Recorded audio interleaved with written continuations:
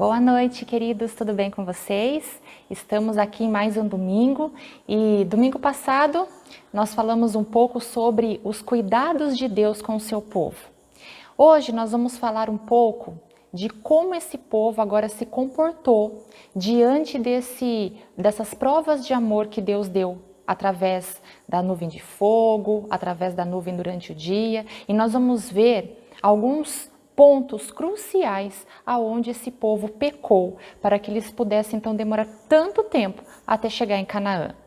Nós estamos lendo os versículos do livro de Números, então vou pedir para que você deixe a sua Bíblia preparada aí do lado, no livro de Números, porque nós vamos ler vários versículos essa noite também. Antes de abrirmos a palavra de Deus, vamos orar? Feche seus olhos onde você está e vamos juntos falar com Deus. Querido e bondoso Deus que estais nos céus, nós queremos te agradecer pelos cuidados que o Senhor tem tido com cada um de nós durante toda essa semana. Queremos agradecer por suas misericórdias, por suas bênçãos derramadas em nossa vida. Neste momento, Senhor, iremos continuar o estudo sobre a peregrinação do povo no deserto e pedimos o seu auxílio para esse estudo, para a leitura da palavra que faremos neste momento. Em nome de Jesus, amém. Muito bem, vamos continuar então a partir do livro de Números e nós vamos ver como esse povo pecou, as quedas que esse povo sofreu durante todo esse caminho. O povo então ele começou a andar, nós vimos no domingo passado que ele levanta acampamento então ao som das trombetas e ele sai em caminhada. Porém algo acontece no meio do caminho. Livro de Números, capítulo 11, e nós vamos ler a partir do verso 4. Números 11, a partir do verso 4. O povo então está ali no deserto e acontece algo inesperado. Falta água. O povo não tem água para beber. E ali então eles começam a murmurar sobre várias coisas. A partir do versículo 4, nós vemos vários motivos aí então que o povo começou a se queixar.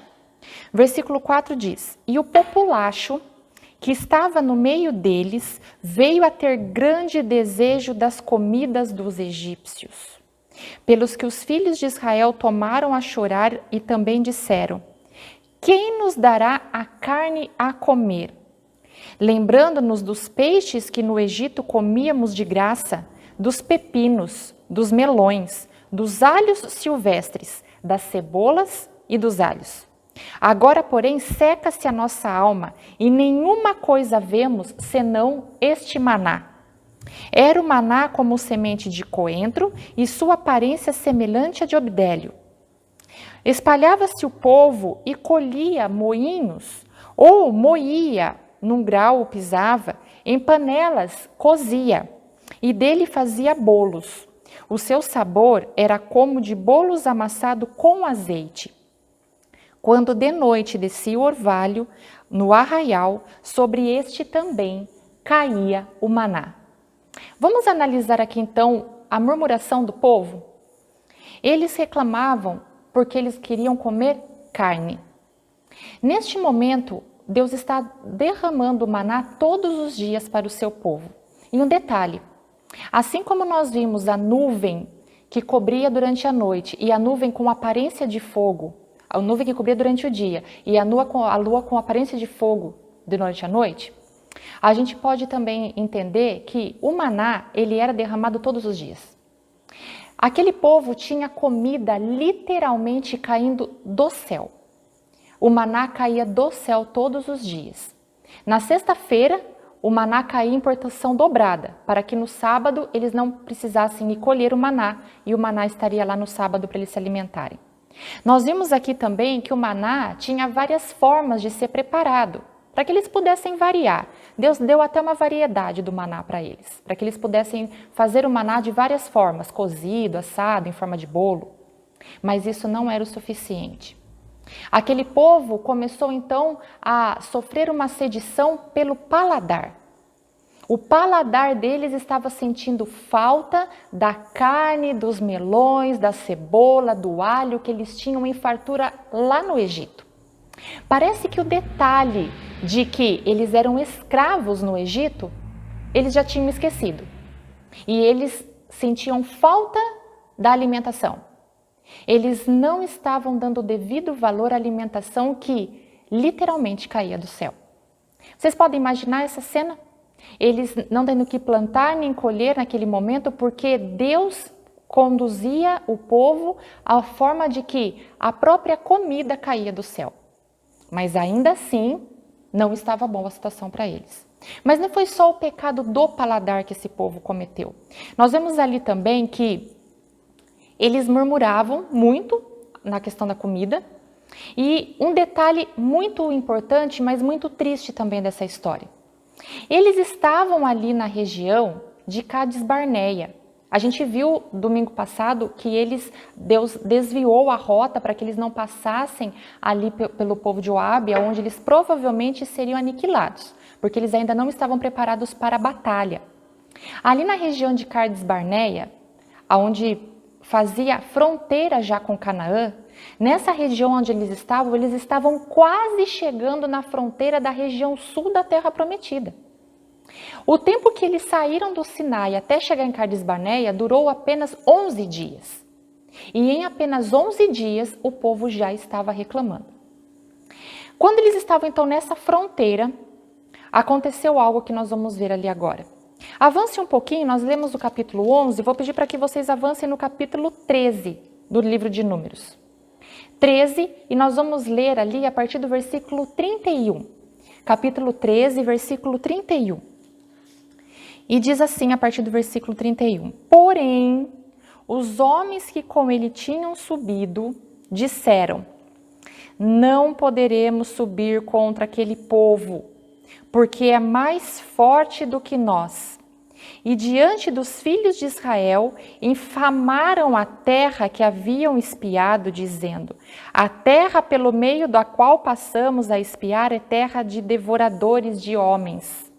E todo o povo que vimos nela são homens de grande estatura. Versículo 33. Também vimos ali gigantes. Os filhos de Anak são descendentes de gigantes. E éramos aos nossos próprios olhos como gafanhotos, e assim também o éramos aos seus olhos. Sabe o que eles estão falando aqui? Eles estavam na fronteira sul ali de Canaã. Então, Deus pede para que Arão e Moisés chamem os cabeças de cada tribo. E ali são escolhidos 12 homens para espiarem a terra. Para, até ali, eles darem uma olhada na terra, ver como a terra era, ver as coisas boas que tinham naquela terra e trazer as informações para a congregação. Mas estes homens não conseguiram focar nas coisas boas que a terra tinha. Eles só focaram no obstáculo. E nesses versículos aqui que nós lemos, é agora a resposta que eles trazem para a congregação. Dizendo que aquela terra era uma terra devoradora de homens, ou seja, que ali eles não tinham chance nenhuma de vencer. Porque eles se amedrontaram por conta dos gigantes que estavam ali. Olha só o que fala um pouco antes dos versículos que nós lemos. Versículo 3, ainda do capítulo 13, versículo 3. Enviou-os Moisés do deserto de Parã, segundo o mandado do Senhor, todos aqueles homens que eram os cabeças dos filhos de Israel. Eu quero me concentrar um pouco nesse detalhe. A ordem de Deus era para que Moisés escolhesse ali os cabeças, os líderes do povo, para que eles pudessem ter o discernimento de espiar a terra e de trazer as boas novas para a congregação. Porque a congregação, ela iria se projetar, iria se animar, dependendo ali das informações que os líderes tivessem trazido. E os líderes do povo, ao invés de animar, ao invés de trazer para eles informações e focar naquilo que era bom, os próprios líderes focaram naquilo que era desanimador. Em todo momento aqui, os líderes só colocaram defeitos. Eles colocaram o foco deles naquilo que era ameaçador, naquilo que eles temeram. E se nós continuarmos a leitura, agora começa no capítulo 14, e o versículo 1 diz assim: levantou-se, pois, toda a congregação, e gritou em alta voz, e chorou aquela noite. Todos os filhos de Israel murmuraram contra Moisés e contra Arão. E toda a congregação lhes disse: tomara que tivéssemos morrido na terra do Egito, ou mesmo neste deserto. Então percebam aqui que no versículo 1 do capítulo 14, a palavra de Deus diz que toda a congregação murmurou. As informações desanimadoras que aqueles líderes trouxeram para o povo desanimou a população toda, a congregação toda. E mais uma vez, qual foi a atitude do povo de Deus? Murmuração. Contra quem? Contra Moisés e contra Arão. Então agora eles estavam com medo, estavam duvidando de que realmente eles poderiam habitar naquela terra. A terra a quem Deus prometeu lá, desde a libertação do Egito, que seria deles. Olha mais um pecado que acontece aí. Números, capítulo, vamos continuar no capítulo 14, vamos ler a partir do versículo 4. E diziam uns aos outros, além deles murmurarem, olha o que eles faziam. Levantemos um capitão e voltemos para o Egito. No versículo 4, então, eles não só estão com medo, estão duvidando, como agora eles decidem que querem voltar para o Egito. Eles querem voltar para aquela terra da onde eles clamaram, da onde eles eram escravos, da onde eles eram oprimidos. E agora eles decidem que querem voltar para o Egito. Olha o que a lição, essa lição é uma lição da Escola Sabatina do ano de 2008. Essa lição falou sobre a peregrinação do povo do deserto durante todo o trimestre. Se você tem o costume de guardar a lição da sua escola sabatina, procura aí no seu acervo, de repente você acha. Eu guardei essa com muito carinho, porque foi a primeira lição da escola sabatina que eu estudei. E olha o que a irmã White fala em Patriarcas e Profetas a respeito dessa murmuração, a respeito dessa decisão do povo em eleger agora um capitão no lugar de Moisés para que eles pudessem voltar para o Egito. Quando os homens entregam o coração à incredulidade, se colocam sob o domínio de Satanás, e ninguém poderá dizer até onde ele os levará. Olha que afirmação dura. A incredulidade estava habitando no coração do povo agora. Agora toda a promessa, todos os cuidados que Deus estava dispondo a eles, para que eles tivessem a confiança de que Deus estava conduzindo, caiu por terra. E eu fico pensando, em que momento o povo se esqueceu de tudo que o Senhor havia feito por eles? Em que momento a mente deles se perverteu a tal ponto deles decidirem voltar para o Egito? Aqui, irmã White diz que foi o pecado da incredulidade, queridos. Eles deixaram de acreditar. A fé desse povo devia ser tão pequena que nos primeiros sinais de dificuldades eles já se esqueceram do que Deus já havia prometido para eles. Mas os pecados ainda não acabaram por aí.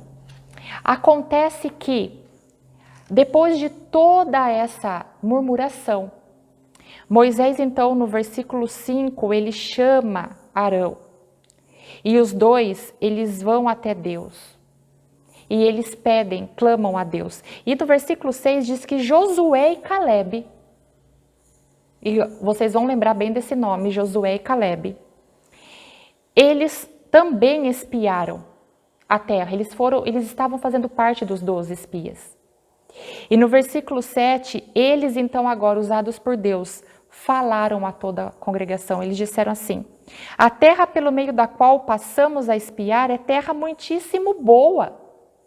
Versículo 8, se o Senhor se agradar de nós, então nos fará entrar nessa terra e Ele nos dará a terra que mana leite e mel.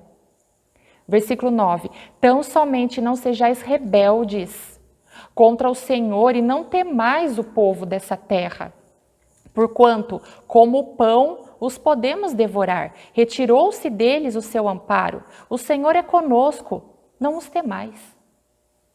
Josué e Calebe então começam a ver aquela grande movimentação, o povo murmurando, decidindo que querem voltar para o Egito, e eles tomam a voz na frente do povo e diz: a terra é boa, a terra mana leite e mel, foi a terra que Deus nos prometeu, vocês têm que crer.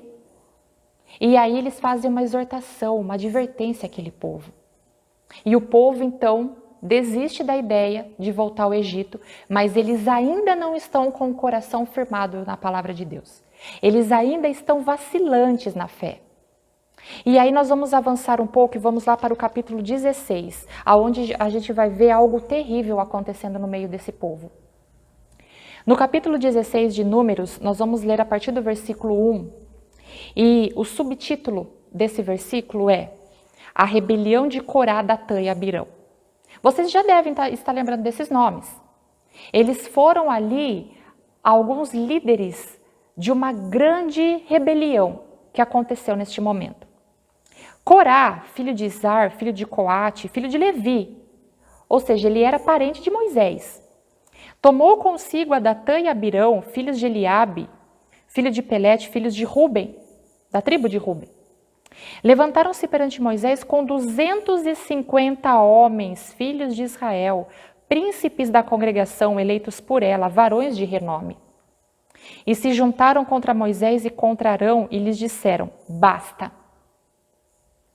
Pois é que toda a congregação é santa, cada um deles é santo, e o Senhor está no meio deles. Por que pois, vós exaltais sobre a congregação do Senhor? Olha a acusação que esses homens fazem a Moisés. Moisés está ali o tempo todo conduzindo o povo, sendo ali o porta-voz de Deus àquele povo. Mas esses homens, tomados pelo pecado do ciúme, e da inveja, decidem então armar uma rebelião contra Moisés. A palavra de Deus aqui nos diz que foram 250 homens. Não foi um grupo pequeno. Eles se levantaram então agora movidos por ciúme e por inveja e falaram para Moisés: agora chega, nós não vamos mais tolerar essa situação. Se todos nós aqui somos filhos de Deus, por que você está se pondo no lugar de Deus e por que só você dá as ordens? Queridos, nesse momento aqui, esse povo está se revoltando contra Moisés, mas no íntimo do coração deles, a revolta deles é contra o próprio Senhor. Porque se nós entendemos que Moisés foi o líder levantado por Deus, ao momento que esse povo está se revoltando contra aquele líder, ele está se revoltando também contra o próprio Deus. E esse pecado da inveja, ele é algo que corrói o coração das pessoas. O pecado tem uma forma destruidora de encobrir a mente das pessoas. A ponto de que eles não estavam mais vendo Moisés como instrumento do Senhor. Eles viam Moisés ali até mesmo como inimigo deles, porque estavam tomados por ciúme, por inveja. Agora nós entendemos o porquê que esses homens eles têm um final muito, muito trágico. Se nós avançarmos um pouco na história, ainda no capítulo 16, nós vamos ler o versículo 41. Antes do versículo 41, vamos ler o versículo 31. Olha ali o que acontece. E aconteceu que, acabando eles de falar, eles começam a fazer ali uma grande revolução. 250 homens, o grupo grande, falando contra Moisés. Moisés, ele ouve aquilo e eu posso imaginar a tristeza que toma conta do coração de Moisés naquele momento. Moisés, mais uma vez, clama a Deus. E Deus diz para Moisés esperar, porque algo iria acontecer. E aí no versículo 31 diz que aconteceu que, acabando eles de falar todas as palavras, a terra abriu, se fendeu debaixo deles. Abriu a sua boca e os tragou com as suas casas, como também todos os homens que pertenciam a Corá e todos os seus bens. Eles e todos os que lhe pertenciam desceram vivos ao abismo. A terra os cobriu e pereceram no meio da congregação. Todo Israel que estava ao redor deles fugiu do seu grito, porque diziam: não suceda que a terra nos trague também. Procedente do Senhor, e saiu fogo e consumiu os 250 homens que ofereciam as palavras. É um final muito triste. É uma consequência muito trágica. E esse é um dos momentos em que a gente pensa: seria necessário tudo isso? Que fim triste para esses homens. Todos os 250 homens que provocaram essa rebelião contra o servo do Senhor, contra Moisés, todos eles foram tragados literalmente pela terra. Sabe, queridos, nós falamos sobre um Deus de amor e um Deus de justiça. Se aqueles homens continuassem com aquela confusão, continuassem com aquele sentimento, aquele espírito de rebeldia, de rebelião contra Moisés, que era o escolhido de Deus, eles poderiam trazer muito mais males para a congregação toda. Eles poderiam disseminar esse ódio, esse mal a toda a congregação. E aí não seriam só 250 homens que estariam com o coração pervertido, mas toda a congregação. E Deus precisava mostrar, de uma forma, ainda que dura, qual era a consequência do pecado daqueles homens. E toda a congregação, então, ela vê aquele povo sendo tragado pela terra.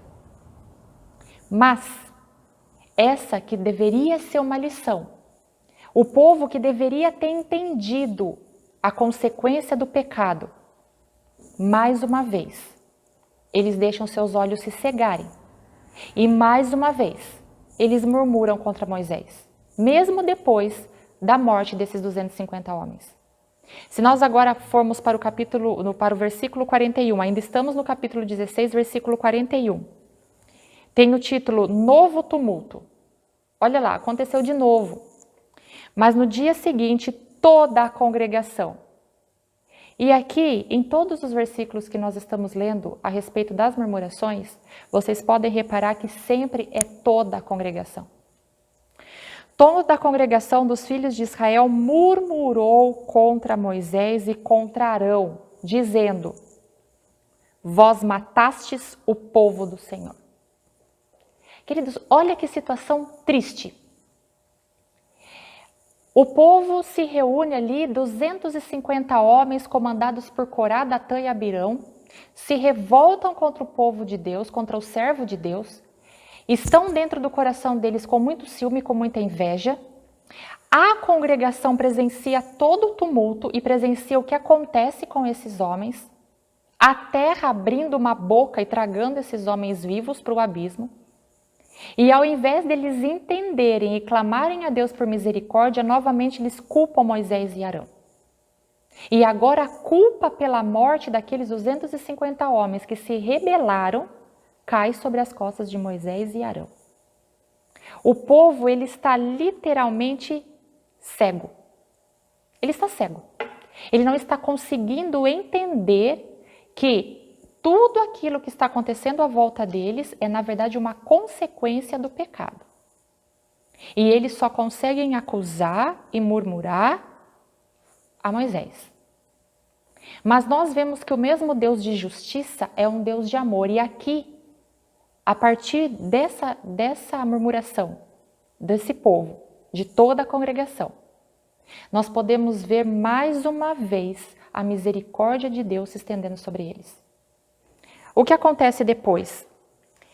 No versículo 48, diz que Moisés então vai buscar solução mais uma vez em Deus, e Deus então dá uma instrução para Moisés.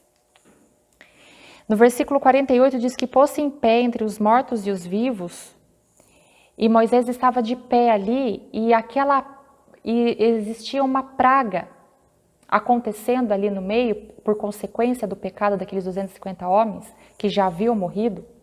Mas então Moisés, ele se põe de pé no meio do povo, e aquela praga então cessa. E no versículo 49 diz que os que morreram dessa praga, que foi disseminada por consequência da rebelião dos 250 homens, mataram mais de 14 mil pessoas. Essa praga. No versículo 50 diz que voltou Arão e Moisés à porta da tenda da congregação, e a praga então já tinha cessado. Agora no versículo 17, então o Senhor chama Moisés e fala para ele o seguinte: fala aos filhos de Israel e recebe deles bordões, uma pela casa de cada pai de todos os seus príncipes, segundo as casas de seus pais, isto é, 12 bordões, e escreve o nome de cada um desses líderes e cada um dos bordões. Uma ordem um pouco estranha, né? Está acontecendo uma praga. Então Moisés e Arão se põem no meio do povo e essa praga cessa. Essa praga acaba. Já era para que os filhos de Deus olhassem e entendessem que Moisés e Arão estavam ali fazendo a vontade de Deus no meio deles para que eles pudessem ser salvos dessa praga. 14 mil pessoas morreram com essa praga. Então Deus chama Moisés e Arão e fala: faz o seguinte, chama os líderes de cada tribo, um de cada tribo, 12 homens, e pede para eles para que cada um deles escreva o seu próprio nome no bordão e recolha esses bordões deles. Seguindo o versículo 3. Porém, o nome de Arão escreverá sobre o bordão de Levi, porque Arão era da tribo de Levi. Porque cada cabeça da casa de seu pai terá um bordão. Então, cada um de cada tribo ia escrever o nome no bordão e trazer para Arão e Moisés. As porá na tenda da congregação perante o testemunho onde eu vos encontrarei. Isso aqui é Deus falando para Moisés. Versículo 5. O bordão do homem que eu escolher, esse florescerá. Assim farei cessar de sobre mim as murmurações que os filhos de Israel proferem contra vós. Deus chama então e fala assim: ok. Eles estão com dificuldade de entender. 250 homens morreram tragados pela terra por conta da rebelião que eles começaram. Em consequência dessa rebelião, está acontecendo uma praga onde mais 14 mil homens morrem. E o povo ainda não está entendendo. Aí Deus fala o seguinte, então tá bom. Já que eles estão atribuindo todas as consequências, não aos próprios erros, mas a Arão e Moisés, então vamos fazer o seguinte, nós vamos dar uma prova física para ele, de que Arão foi o sacerdote escolhido por Deus e Moisés foi o profeta escolhido por Deus. Então Deus pede para que todos os bordões sejam reunidos ali no testemunho, dentro do tabernáculo. E o bordão que florescer vai ser aquele a quem Deus escolheu. Versículo 6. Falou, pois, Moisés aos filhos de Israel, e todos os seus príncipes lhe deram bordões, cada um com o seu nome, segundo as suas casas, 12 bordões, e entre eles o bordão de Arão, que era da tribo de Levi. Moisés pôs esses bordões perante o Senhor na tenda do testemunho. No dia seguinte, Moisés entrou na tenda do testemunho, eis que o bordão de Arão, pela casa de Levi, brotou, e tendo inchado os gomos, produziu flores e dava amêndoas. Isso de um dia para o outro, queridos. À noite, da noite para o dia, o bordão de Arão floresceu. Para que fosse uma prova para os filhos de Deus de que Deus estava o escolhendo para sacerdote. Deus tinha pronunciado o nome de Arão e de Moisés. Para que os filhos de Deus agora pudessem entender que as mãos do Senhor estavam sobre esses homens. Para que eles parassem de se revoltar contra Arão e Moisés. Olha a misericórdia de um Deus para fazer o seu povo enxergar e parar de murmurar contra Arão e Moisés. É um Deus de justiça, aonde ele permite que as consequências do pecado aconteçam, mas também é um Deus de amor. É como se ele chegasse para os seus filhos agora e dissesse assim, filhos, venham aqui.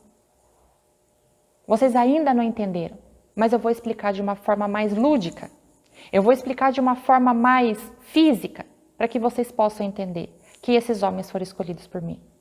Algumas lições que nós podemos tirar dessa rebeldia toda que nós presenciamos desse povo. Primeira lição, nós temos sempre o coração grato. O pecado adentrou na congregação a partir do momento que os filhos de Deus começaram a ser ingratos. Eles se esqueceram dos cuidados de Deus desde a saída do Egito para com eles. E ao primeiro passo de dificuldade, eles se esqueceram das maravilhas que o Senhor já tinha operado na vida deles e cometeram o pecado da ingratidão. Sabe, queridos, talvez neste momento você gostaria de ter algo a mais do que você tem. Mas isso não quer dizer que Deus não te proporcione tudo aquilo que você precisa. O povo queria carne, o povo queria a fartura de alimentos que eles tinham lá no Egito. Mas eles se esqueceram que tudo isso vinha com o preço da escravidão. No deserto, eles tinham o maná, que era o que eles precisavam para suster-se. Era o sustento deles, Deus nunca deixou faltar o sustento. E do mesmo jeito que Deus nunca deixou faltar o sustento para o seu povo lá no deserto, Ele também nunca deixa de sustentar a mim e a você hoje. Talvez a gente não tenha tudo o que a gente quer, mas Deus, Ele sempre nos provê aquilo que nós precisamos. E nós precisamos ser gratos por isso. Segunda lição, não se esquecer das bênçãos que Deus já nos concedeu no passado. Aquele povo começou a se revoltar porque esqueceu-se de tudo que Deus tinha feito anteriormente para eles. Até a grande maravilha da abertura do mar na frente deles não foi o suficiente para que eles continuassem confiando em Deus. O foco daquele povo sempre estava nas dificuldades. O foco daquele povo sempre estava nos obstáculos e nunca eles estavam olhando para a glória de Deus. Terceira lição, entender que tudo o que acontece no nosso caminho provém das mãos de Deus. O povo começou a se revoltar com Moisés porque ele deixou entrar dentro do coração dele um sentimento muito maligno do ciúme e da inveja. Deus, ele escolhe pessoas diferentes para objetivos diferentes. Isso não quer dizer que um é melhor do que o outro. O ciúme no coração daquele povo brotou porque eles queriam ter o mesmo poder que Moisés tinha. Eles não entendiam que o poder das mãos de Moisés vinha de Deus. Talvez, se eles fossem menos ingratos, Talvez, se eles olhassem mais para a glória de Deus e não temessem tanto quando os obstáculos aparecessem na frente deles, talvez eles pudessem entender que Moisés estava ali como instrumento de Deus. Assim como hoje, no meio da nossa sociedade, no meio da nossa congregação, também existem pessoas que Deus levanta, pessoas que Deus escolhe, e Ele direciona as pessoas para objetivos diferentes. Isso não quer dizer que Ele tenha mais amor por um ou por outro, mas a partir do momento que nós nos deixamos ser guiados por Deus, maravilhas podem acontecer através das nossas mãos, desde que nós entendamos que quem concede o poder a qualquer ser humano é Deus. O povo de Deus tinha a nuvem de manhã. O povo de Deus tinha aquela nuvem que tinha aparência de fogo durante a noite. Ele tinha o maná, que sustentava ele todos os dias. Ele tinha Moisés como grande líder, cuidando de todos eles, intercedendo por eles, sendo o porta-voz de Deus para eles. E mesmo assim, eles foram ingratos. Mesmo assim, eles estavam tão cegos que eles não conseguiram enxergar o poder de Deus. Não conseguiram entender, eles não se atentavam para as palavras de Moisés, que estava ali como intermediador entre Deus e eles. Hoje, nós temos o Consolador. Hoje nós temos o Espírito Santo, que é aquele que está ao nosso lado o tempo todo. E se nós abrirmos o nosso coração, não deixarmos a ingratidão entrar dentro do nosso coração, não nos permitirmos cegar por ciúme, por inveja, por coisas que nós gostaríamos de ter e neste momento não temos, se nós não focarmos somente nos defeitos, somente nos obstáculos, somente nas dificuldades, mas sim na glória de Deus, nós vamos escutar o Espírito Santo falar ao nosso coração. Nós vamos escutar uma mensagem musical agora. E depois nós vamos orar juntos, para que esses pecados que um dia foram cometidos pelo povo de Deus lá no deserto, esses pecados não permeiem nosso coração neste dia.